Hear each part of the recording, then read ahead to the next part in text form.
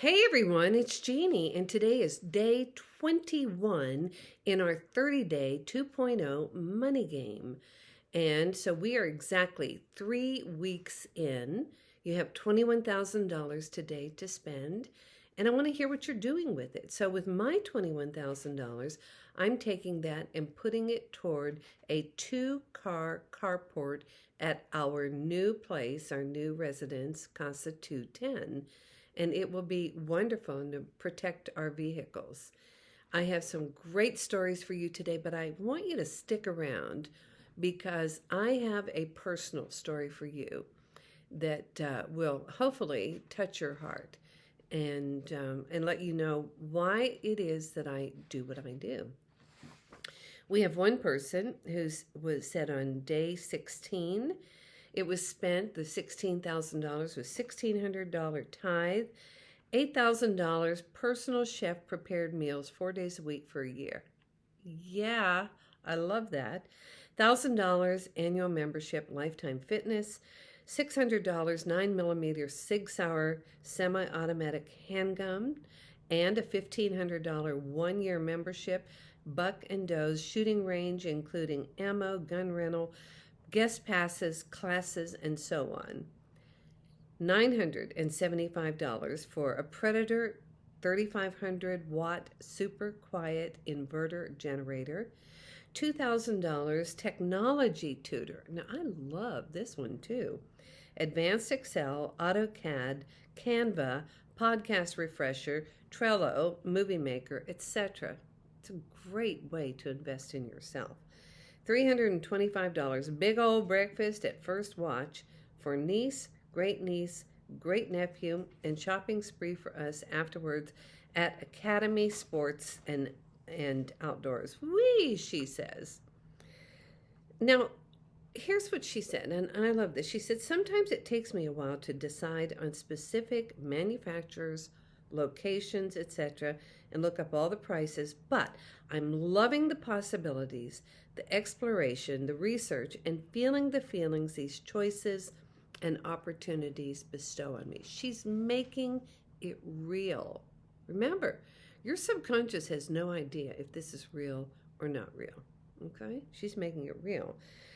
Day 17, $17,000. She said still in the research stage, but it includes seminars, retreats, and merriment. $18,000 to my wonderful periodontist and patent holder, Dr. Bradley Dean, and his staff. They take wonderful care of me, and we're both from Midland, Texas. Day 19, $19,000 under construction, but includes helicopter adventure. Great. And she went on to say, and I'm still going to purchase a property, maybe a tiny house for rental income and a business. Woohoo!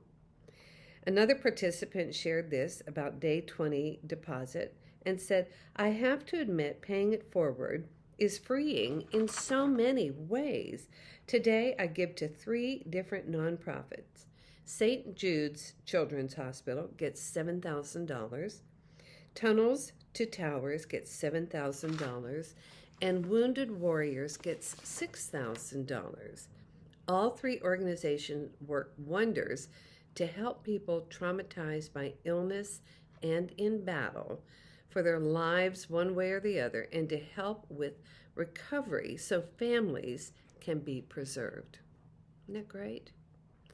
So I want to ask you, speaking of recovering from trauma, are you noticing that your childhood stories might be coming up? Your trauma, your frustrations, maybe stories of lack and limitation, fears, unworthiness. What's your story? And maybe you don't have those big stories, but maybe you have other things that you are discovering about yourself. I mentioned that I'm the oldest of 6 kids, and my dad was a master electrician at a plant, and my mom stayed home with the kids. But you can imagine, with 8 people in the household, times were tough many times. Now, we never went without food, although sometimes if the plant went on strike, my mom was forced to go stand in line and go pick up government surplus cheese and Spam, and it was just like, yeah, that stuff happened. Now, we did have love. We were taught good manners and good posture and correct English and all of that. But it was hard. And one time, I can remember that it was around Christmas time, and the plant that my father was working at had gone on strike. And so there just really wasn't any extra money. And we came home, and there were several boxes on the front porch, and they included clothes and food and Christmas toys. Now, my mom was so sweet, and she was just like, oh, she's so happy. And I was embarrassed. I think that there comes a turning point sometimes when you just snap to something, and it occurred to me at that time, maybe we're poor. That had not really even occurred to me before. But, the truth of the matter is, every bit of clothing I ever had until I was 16, and I bought it myself at J.C. Penney in Dallas. I bought myself a pencil thin navy blue skirt, but every other piece of clothing that I had ever worn was a hand-me-down. Now, my sisters and I would take a red wagon around to the neighbors in the neighborhood and ask if we could take their soda bottles back, because at that time you paid a deposit on it and they would let us keep the money. And I'm sure they took pity on us. I'm sure they did, but one time we were just so excited because we'd gotten enough money so that we could help get a home telephone. Now, again, think about that.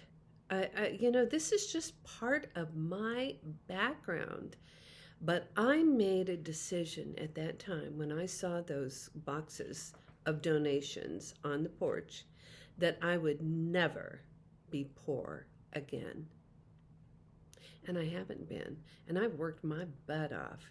When I tell people I went to a private Christian boarding school in Dallas, which is true, but I paid all my own fees, my tuition, my dorm fees, my, the uniforms, plus I sent money home to my mom and brothers because at that time, then my dad had left. So, I just want you to think about these stories.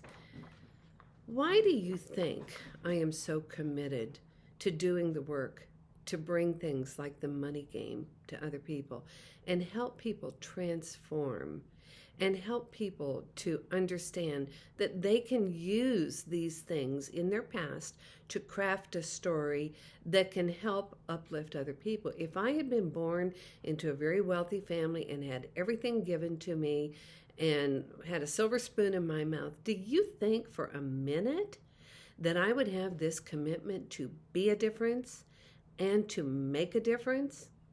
Mm-mm.